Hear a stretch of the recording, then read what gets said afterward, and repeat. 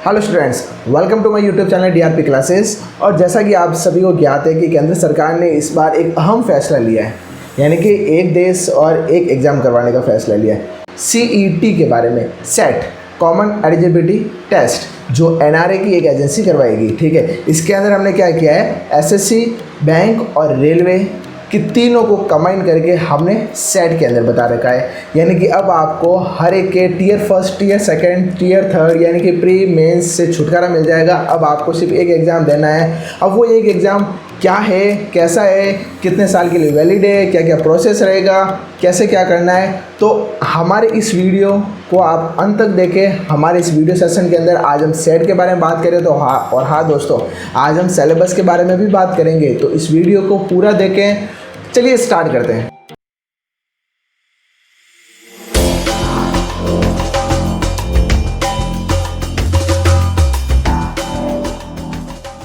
Start करते हैं कि सेट के बारे में पूरा विवरण हम देखते हैं कि आज हम इसके यहाँ देखेंगे कि सेट क्या है, और हम ये देखेंगे कि सेट का सिलेबस क्या हो सकता है हमारे अकॉर्डिंग। और आई थिंक मैं यहाँ पर आपको विश्लेषण पूरा बताने वाला हूँ, उसका मैं 80% तो मैं खुद गारंटी लेता हूँ कि ये हो सकता है। फिर उसके बाद हम करेंगे कि हम सेट की तैयारी कैसे कर सकते हैं, कौन कौन सी बुक्स पढ़े हैं, कौन सी एजुकेशन साइट पढ़े हैं, कहाँ इंस्टीट्यूट वगैरह, ऐसे इसके बारे में हम आज जानकारी लेंगे। ठीक है, अब हम बात करते हैं। सबसे पहले हमारा टॉपिक है कि आज हमें इस वीडियो के अंदर देखना क्या क्या है। हम उसकी एक समरी बता रहे हैं आपको कि आज हम इस वीडियो के अंदर इन पॉइंट्स के ऊपर डिस्कशन करेंगे। सबसे पहला पॉइंट है हमारा सेट का परिचय। दूसरा हमारा पॉइंट रहेगा आईबीपीएस के अंदर बैंक, एसएससी, रेलवे के सिलेबस की हम तुलना करेंगे, तीनों सिलेबस को कंपेयर करेंगे, कौन सा सिलेबस आप लोगों के लिए ठीक रहेगा, उसके बारे में हम बात करेंगे। फिर उसके बाद हम देखेंगे सेट के सिलेबस का विश्लेषण हमारे अकॉर्डिंग, और फिर हम बात करेंगे कौन सी बुक्स हमें पढ़नी। चलिए स्टार्ट करते हैं। हमारा आज का पहला टॉपिक है वो सेट का परिचय। ठीक है, सेट के बारे में अगर आपको पता होगा तो सेट का पूरा नाम होता है कॉमन एलिजिबिलिटी टेस्ट, यानी कि एक ऐसा टेस्ट जो हर एक एग्ज़ाम का एक कॉमन एग्ज़ाम होता है। ठीक है, इसको रिक्रूटमेंट एजेंसी यानी कि जो एजेंसी इसका एग्ज़ाम करेगी, जैसे बैंक के एग्ज़ाम आईबीपीएस करवाती है, और बाकी सभी सेंट्रल गवर्नमेंट के बी और सी ग्रेड के एग्ज़ाम्स एसएससी करवाता है, और एनटीपीसी, डी ग्रुप और रेलवे के जितने भी एग्जाम होते हैं वो रेलवे ग्रुप कराता है। ठीक है, इसी टाइप से इन्होंने अब क्या किया है कि राष्ट्रीय स्तर पर यानी कि नेशनल लेवल पर एक एजेंसी ऑर्गेनाइज की है। उस एजेंसी का नाम रखा हुआ है इन्होंने नेशनल रिक्रूटमेंट एजेंसी। ये जो एजेंसी आपको दे रखी थी, ये एजेंसी इन्होंने दे रखी है नेशनल रिक्रूटमेंट एजेंसी, एनआरए इसकी शॉर्ट फॉर्म होती है। ये आपको दे रखा है, यही एग्ज़ाम कंडक्ट करवाएगी। फिर उसके बाद आपको बताएं कि अब हम पढ़ते हैं इंपॉर्टेंट पॉइंट्स के बारे में। जो इंपॉर्टेंट पॉइंट्स आप काफ़ी साइटों के ऊपर देख चुके हैं, हम इनसे जो मेन पॉइंट है, हाईलाइट पॉइंट है, वही आपको बता रहे हैं। ठीक है, सबसे पहला a set will be a single prelims exam. कैसा एग्ज़ाम है? एक सिंगल प्रीलिम्स एग्ज़ाम है। इस टाइप का है, एक सिंगल प्रीलिम्स एग्ज़ाम है। That will be held for all IBPS, SSC and RRB post. और जो एग्ज़ाम किसके लिए होगा कि आपके IBPS, SSC और RRB पोस्टों के लिए। ठीक है, यानी कि सेट एक एकल प्रीलिम्स परीक्षा होगी जो कि सभी IBPS, SSC और RRB पदों के लिए आयोजित की जाएगी। यानी कि ये परीक्षा इन्हीं 3 पदों के लिए अभी तक हाल ही में आयोजित की जा रही है। फिर उसके बाद RS के लिए, IS के लिए वगैरह ये चीज़ें स्टार्ट हो जाएगी। उसके बाद बात करते हैं कि NRA will be an autonomous body to conduct the CET exam. यानी कि CRA परीक्षा आयोजित करने के लिए NRA एक स्वायत्त निकाय होगा। कैसा होगा निकाय? यहाँ पर स्वायत्त निकाय होगा। यहाँ पर ये CRA लिखा हुआ है, एक्चुअली ये सेट है। ठीक है, आपको इसको सेट पढ़ना है। ओके, सेट परीक्षा आयोजित करने के लिए NRA एक स्वायत्त निकाय यानी कि एक ऑटोनॉमस होगा, यानी कि अपने आप में एक स्वायत्त होगा कि वो हर कोई फैसले ले सकता है खुद। ठीक है, फिर उसके बाद हम बात करते हैं कि कैंडिडेट नीड टू पे 1 time fee for all the exam. यानी कि उम्मीदवारों को सभी सीटी परीक्षा के लिए एक बार शुल्क देना पड़ेगा। इस बात को गौर करें, एक बार शुल्क। जैसे कि मैं आपको बताऊं, अभी क्या होता है कि आपको एसएससी के लिए अलग फीस देनी पड़ती है, अलग फॉर्म भरना पड़ता है, IBPS के लिए अलग फॉर्म भरना पड़ता है, और रेलवे के लिए अलग फॉर्म पड़ता है, और हर एक की फ़ीस भी अलग अलग देनी पड़ती है। एग्ज़ाम भी अलग अलग होते हैं, जाने आने का खर्चा। यानी कि इकोनॉमिकल अगर बात करें, फाइनेंशियल अगर बात करें, तो वो फाइनेंशियल कंडीशन कई लोगों की बहुत वीक होती है। इस वीक कंडीशन के कारण वो आगे नहीं बढ़ पाते। इसलिए इन्होंने क्या किया है कि एक बार सिर्फ आपको एक बार फॉर्म फिल करना है, और सिर्फ एक ही बार आपको एग्ज़ाम देने जाना है, और वो एग्ज़ाम आपका हर एक डिपार्टमेंट के अंदर काम करेगा। नेक्स्ट हम देखते हैं कि NRA will be conduct the CET exam common eligibility set, यानी कि एनआरए सीईटी परीक्षा सामान्य पात्रता परीक्षा आयोजित करेगा। फिर उसके बाद हम देखेंगे there will be a one standard for the exam and single exam will save money as all time. परीक्षा के लिए एक मानक होगा और एकल परीक्षा से समय के साथ धन की भी बचत होगी। मैंने अभी बताया कि फाइनेंशियल कंडीशन इससे काफ़ी कुछ अच्छी हो जाएगी। ओके, फिर हम बात करते हैं CET will be a single online prelims हो जाए। सीईटी एक एकल ऑनलाइन प्रारंभिक परीक्षा है, यानी कि आप अगर बात करें तो यहाँ पर ऑनलाइन एग्जाम्स की बात करें, यानी कि आपका सीबीटी कंप्यूटर बेस टेस्ट होगा, ठीक है, और एक सिंगल एग्ज़ाम होगा, यानी कि हर एक का टीयर फर्स्ट आपको एक बार ही देना है, ठीक है। अब टीयर फर्स्ट एक बार ही देना है, उसके साथ साथ मैं आपको ये एक चीज़ और बता देता हूँ कि टाइमिंग वाइमिंग का अभी तक कोई इसकी गाइडलाइन प्रॉपर आनी है, तो उसके अंदर टाइमिंग का सिलेबस के बारे में कि भाई कितने क्वेश्चन आएंगे वो सारा पुटअप हो जाएगा, ठीक है। अभी आप हर एक चीज़ के अलग अलग टायर फर्स्ट टायर सेकेंड देते हो, और ये याद रखना ये ग्रुप बी एंड सी पोस्टों के लिए फ़िलहाल एप्लीकेबल है, यानी कि ये जो एग्ज़ाम रहेगा आपके ग्रुप बी और सी पोस्टों के लिए रहेगा, ठीक है।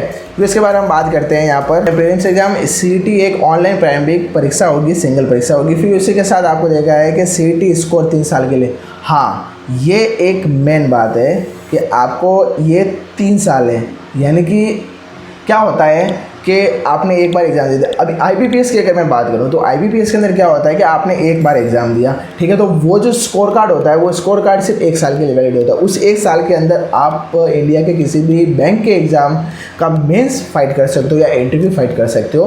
तो इसी टाइप से सेट का एग्ज़ाम आपका एक बार देने पर वो 3 साल के लिए वैलिड होगा। कितने साल के लिए वैलिड होगा? 3 साल के लिए नहीं, यानी कि 3 साल तक आपको सेट वापस देने की ज़रूरत नहीं अगर आप सेट पास हो जाते हो। और साथ ही साथ दोस्तों याद रखना कि सेट के एग्ज़ाम साल में अब 2 बार होंगे, यानी कि जैसे आपका कहते हैं ना सेमेस्टर सिस्टम हर 6 महीने से एग्ज़ाम, तो आपके हर 6 महीने से एग्ज़ाम होंगे, जस्ट लाइक सीए की तरह। ओके, नेक्स्ट हम बढ़ते हैं।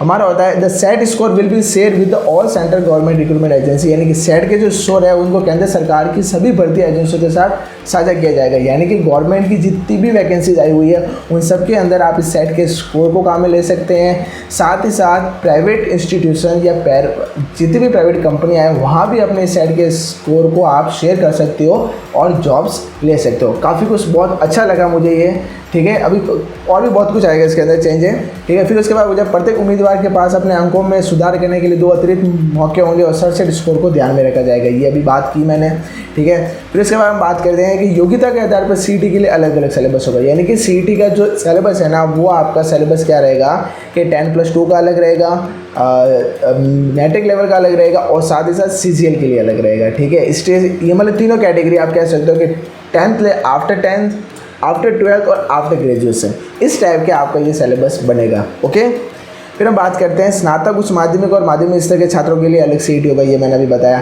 फिर उसके बाद बात करते हैं हर जिले में कम से कम एक एग्ज़ाम सेंटर होगा। अभी आपको क्या करना होता है कि काफ़ी दूर जाना पड़ता है एग्ज़ाम देने के लिए, लेकिन अब क्या होगा हर एक डिस्ट्रिक्ट के अंदर एक सेंटर अवेलेबल होगा, जिससे आपको ज़्यादा डिस्टेंस वेट नहीं करना पड़ेगा, ठीक है।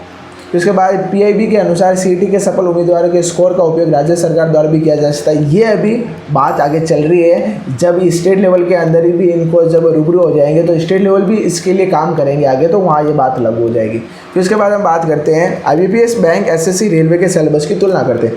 आप लोगों को पता है कि एसएससी, बैंक और जो रेलवे की एजेंसियाँ हैं इनमें अलग अलग सिलेबस होते हैं। और अगर मैं बात करूँ यहाँ पर एसएससी के लिए अगर बात करूँ तो एसएससी के अंदर टोटल जो होते हैं टीयर फर्स्ट, सेकंड, थर्ड और फोर्थ ईयर कैटेगरी के हिसाब से टीयर होते हैं इसके अंदर, ठीक है। ये टीयर तो होता है कॉमन, जिसके अंदर नॉर्मली सिलेबस होता है वो कॉमन सिलेबस होता है। अगर मैं यहाँ पर बात करूँ तो यहाँ पर भी टीयर 1 और 2 होते हैं, और फिर उसके बाद आपका फिजिकल टेस्ट होता है, अगर इंटरव्यू एप्लीकेबल है तो इंटरव्यू भी हो जाते हैं, और साथ ही साथ सीबीटी होता है, मतलब इसको क्या कहते हैं हम सीबीटी कहते हैं, ठीक है। CBT first and CBT second. और आईबीपीएस के अंदर आपका प्री और मेंस वाला सिस्टम रहता है, और फिर उसके बाद रहता है आपका इंटरव्यू रहता है, ठीक है। ये 3 कैटेगरियाँ होती है इसके अंदर। अब अगर हम बात करें इसके सिलेबस के बारे में तो देखिए सबसे पहला आता है सिलेबस आपका एसएससी का सिलेबस आता है। एसएससी 10+2 और सीजीएल के लिए आप मैट्रिक लेवल के भी यही सिलेबस है, ये टीयर 1 का सिलेबस है। ये सिलेबस किसका है?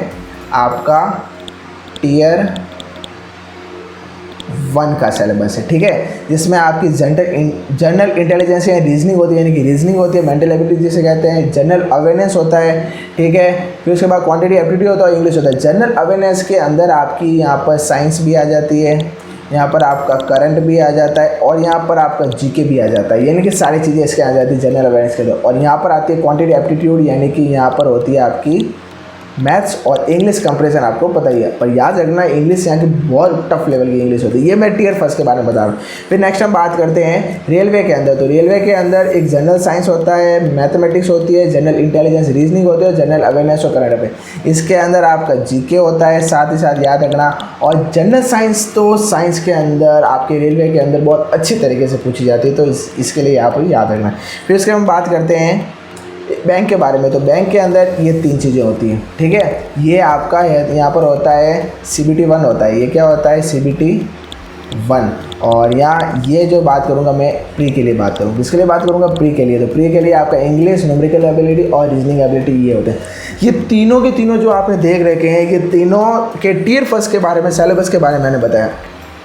और हाँ, इन्हीं सिलेबस के अकॉर्डिंग मैंने अपना सिलेबस बनाया है, जो मैं चाहता हूँ कि सीटी है। मैं प्रार्थना यही करता हूँ कि यही सिलेबस आएगा और यही आना चाहिए सिलेबस, क्योंकि ये नॉर्मली हर एक के अंदर कॉमन सिलेबस है। ओके, नेक्स्ट हम बात करते हैं सीटी के सिलेबस का विश्लेषण। सिलेबस का विश्लेषण है general intelligence and reasoning compulsory है, क्योंकि रीजनिंग हर एक एग्जाम के अंदर आती है, तो इसमें भी आने की संभावना है। उसके बाद करते हैं हम क्वांटिटी एप्टीट्यूड, यानी कि मैथ्स 110% आएगा, रीजनिंग भी आएगा और मैथ्स भी आएगा। तो इसके हम बात करते हैं इंग्लिश कंपैरिजन। इंग्लिश का रहता है पर, लेकिन इसके अंदर इन्होंने बात किया है कि वो इंग्लिश के साथ साथ आपका हिंदी भी देंगे। क्या पता इसमें आपको चॉइस भी दे दी जाए, मेरे को लग रहा है चॉइस भी दे दी जाए कि कई हिंदी मीडियम के स्टूडेंट वो हिंदी में दे सकते हैं या इंग्लिश वाले इंग्लिश में देख सकते हैं। ओके, ये चीज़। और याद रखना ये एग्ज़ाम जो है ना, एग्ज़ाम आपके कॉन्स्टिट्यूशन की आर्टिकल 8 के अंदर जो 22 लैंग्वेज है ना, उन 22 लैंग्वेज के अंदर ये एप्लीकेबल है। ओके दोस्तों, ये बात आप याद रखना, यानी कि आपका जो पेपर आएगा ना, वो इन 22 लैंग्वेज के अंदर आ सकता है। आपको जो लैंग्वेज अच्छी लगे आप उस लैंग्वेज को ले सकते हैं, लेकिन आपके एग्ज़ाम फॉर्म के अंदर जो लैंग्वेज आप वहाँ पर फॉर्म के अंदर फिल करोगे, वही लैंग्वेज आपकी यहाँ पर चलेगी। ओके, फिर अब बात करते हैं हम जनरल अवेयरनेस के अंदर मैंने जीके भी लिख दिया, साइंस भी लिख दिया और करंट भी लिख दिया। ये जनरल अवेयरनेस है।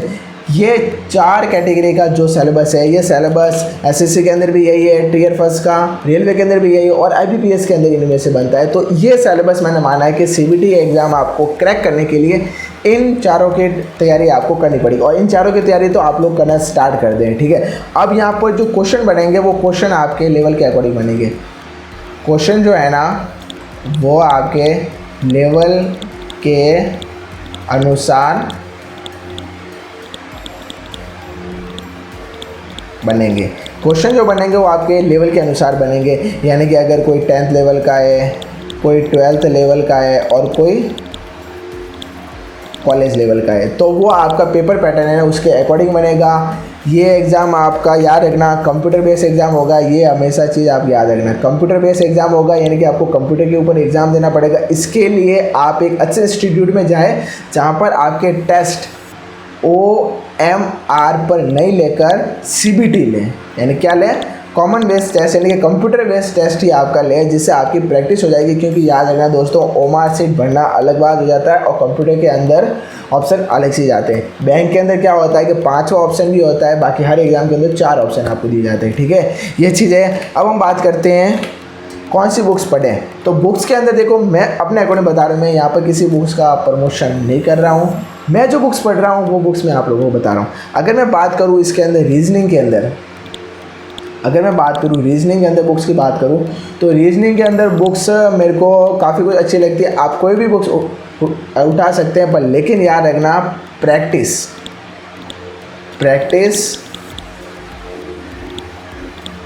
ज़रूरी है। प्रैक्टिस इसकी बहुत ज़रूरी है। आप इसके अंदर आप ले सकते हो,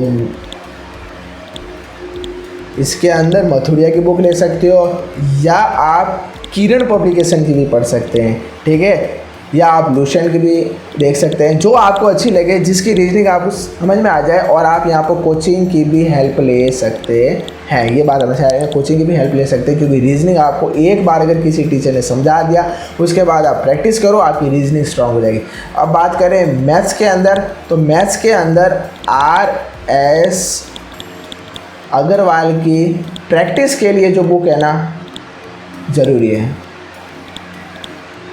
मतलब RS अग्रवाल की जो बुक है ना, वो प्रैक्टिस के लिए बहुत ज़रूरी है, बहुत अच्छी बुक है। आपको इसके अंदर हज़ारों क्वेश्चन मिल जाएंगे। ऐसे मार्केट में बहुत बुक्स अवेलेबल है, लेकिन अगर आपको मैथ्स की प्रैक्टिस करनी है तो आप प्रैक्टिस पेपर लाएं, सॉल्व करें, और यहाँ पर नहीं हो तो कई इंस्टीट्यूट के अंदर बुक टेस्ट भी दें आप लोग, ठीक है। और अगर इंग्लिश की बात करें तो इंग्लिश के अंदर मुझे KD की बुक बहुत अच्छी लगती है, ठीक है। फिर उसके बाद इसके अंदर काफ़ी कुछ आती है, आपकी लूसेंट की भी आती है, काफ़ी कुछ बुक आती है, ठीक है। तो इंग्लिश के अंदर जो आपको अच्छी लगे बुक्स वो आप पढ़ें। और GK के अंदर जो नॉर्मली अगर मैं बात करूँ तो मुझे ये लगता है कि टियर फर्स्ट है तो लूसेंट GK के लिए ठीक रहेगा, ठीक है। आप लोग पढ़ सकते हैं, वरना तो GK तो देखो अथार सागर है, आप कितना पढ़ोगे, ठीक है। तो GK के लिए तो आपको मैं ये कहता हूँ कि GK के लिए बेस्ट GK